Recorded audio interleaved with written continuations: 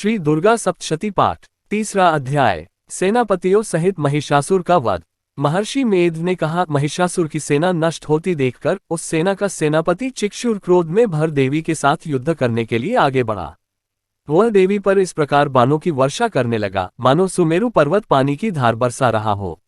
इस प्रकार देवी ने अपने बाणों से उसके बाणों को काट डाला तथा उसके घोड़ों व सारथी को मार दिया, साथ ही उसके धनुष और उसकी अत्यंत ऊंची ध्वजा को भी काटकर नीचे गिरा दिया। उसका धनुष कट जाने के पश्चात उसके शरीर के अंगों को भी अपने बाणों से बींध दिया। धनुष, घोड़ों और सारथी के नष्ट हो जाने पर वह असुर ढाल और तलवार लेकर देवी की तरफ आया। उसने अपनी तीक्ष्ण धार वाली तलवार से देवी के सिंह के मस्तक पर प्रहार किया और बड़े वेग से देवी की बाईं भुजा पर वार किया, किंतु देवी की बाईं भुजा को छूते ही उस दैत्य की तलवार टूटकर दो टुकड़े हो गई। इससे दैत्य ने क्रोध में भरकर शूल हाथ में लिया और उसे भद्रकाली देवी की ओर फेंका। देवी की ओर आता हुआ वह शूल आकाश से गिरते हुए सूर्य के समान प्रज्वलित हो उठा। उस शूल को अपनी ओर आते हुए देखकर देवी ने भी शूल छोड़ा और महाअसुर के शूल के 100 टुकड़े कर दिए और साथ ही महाअसुर के प्राण भी हर लिए। चिक्षुर के मरने पर देवताओं को दुख देने वाला चामर नामक दैत्य हाथी पर सवार होकर देवी से लड़ने के लिए आया और उसने आने के साथ ही शक्ति से प्रहार किया, किंतु देवी ने अपनी हुंकार से ही उसे तोड़कर पृथ्वी पर डाल दिया। शक्ति को टूटा हुआ देखकर दैत्य ने क्रोध से लाल होकर शूल को चलाया, किंतु देवी ने उसको भी काट दिया। इतने में देवी का सिंह उछलकर हाथी के मस्तक पर सवार हो गया और दैत्य के साथ बहुत ही तीव्र युद्ध करने लगा। फिर वह दोनों लड़ते हुए हाथी पर से पृथ्वी पर आ गिरे और दोनों बड़े क्रोध से लड़ने लगे। फिर सिंह बड़े जोर से आकाश की ओर उछला और जब पृथ्वी की ओर आया तो अपने पंजे से चामर का सिर धड़ से अलग कर दिया। क्रोध से भरी हुई देवी ने शिला और वृक्ष आदि की चोटों से उदग्र को भी मार दिया। कराल को दांतों, मुक्कों और थप्पड़ों से चूर्ण कर डाला।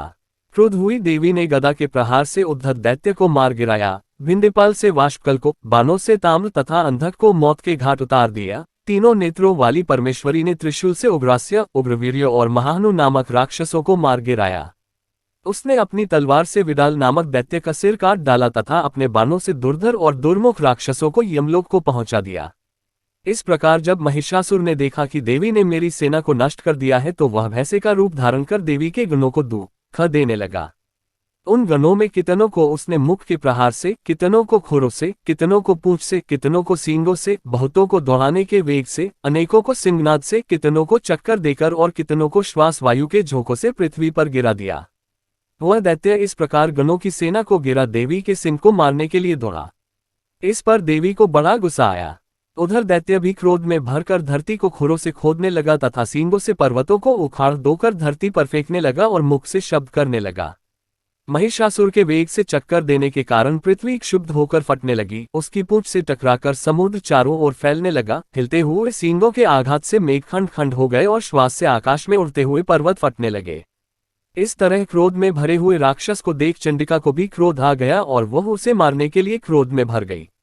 देवी ने पाशफेकर दैत्य को बांध लिया और उसने बंध जाने पर दैत्य का रूप त्याग दिया और सिंह का रूप बना लिया। और ज्यों ही देवी उसका सिर काटने के लिए तैयार हुई कि उसने पुरुष का रूप बना लिया, जो कि हाथ में तलवार लिए हुए था। देवी ने तुरंत ही अपने बाणों के साथ उस पुरुष को उसकी तलवार ढाल सहित बींध डाला। इसके पश्चात वह हाथी के रूप में दिखाई देने लगा और अपनी लंबी सूंड से देवी के सिंह को खींचने लगा और गरजने लगा।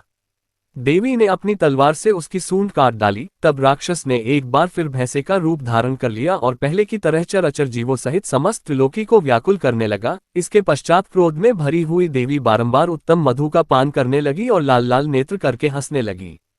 उधर बलवीर्य तथा मद से क्रोध हुआ दैत्य भी गरजने लगा। अपने सींगों से देवी पर पर्वतों को फेंकने लगा। देवी अपने वानों से उसके फेंके हुए पर्वतों को चूर्ण करती हुई बोली, ओ मोह, जब तक मैं मधुपान कर रही हूं तब तू गरज ले और इसके पश्चात मेरे हाथों तेरी मृत्यु हो जाने पर देवता गरजेंगे।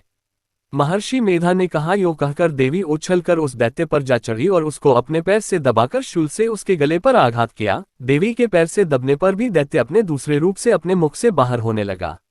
अभी वह आधा ही बाहर निकला था कि देवी ने अपने प्रभाव से उससे रोक दिया। जब वह आधा निकला हुआ ही दैत्य युद्ध करने लगा तो देवी ने अपनी तलवार से उसका सिर काट दिया।